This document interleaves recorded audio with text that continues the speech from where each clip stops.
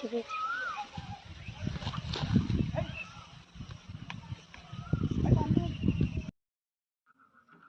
Recipe কুমড়ো ফুলের বড়া, তার জন্য কুমড়োর ফুলের বড়াগুলো পরিষ্কার করে নিয়েছি, ধুয়ে এই দেখো এই শীষ থাকে, এই শীষটাকে কেটে বাদ দিয়ে দিয়েছি।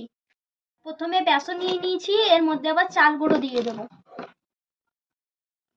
আমরা ক্রিস্পি করব, তার জন্য চাল গুঁড়ো দিয়ে দিয়েছি।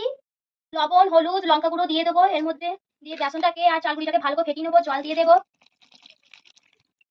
ভালো করে ফেটিয়ে নেবো। দেখো এইভাবে বেসনের ব্যাটারটাকে এইভাবে গুলতে হবে, এইরকম ভাবে।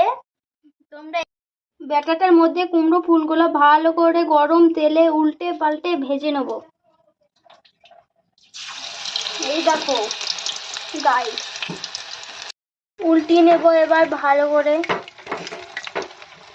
দেখো কত সুন্দর হয়েছে, খুব খুব সুন্দর হয়েছে বন্ধুরা, তোমরা বাড়িতে বানিয়ে খেও।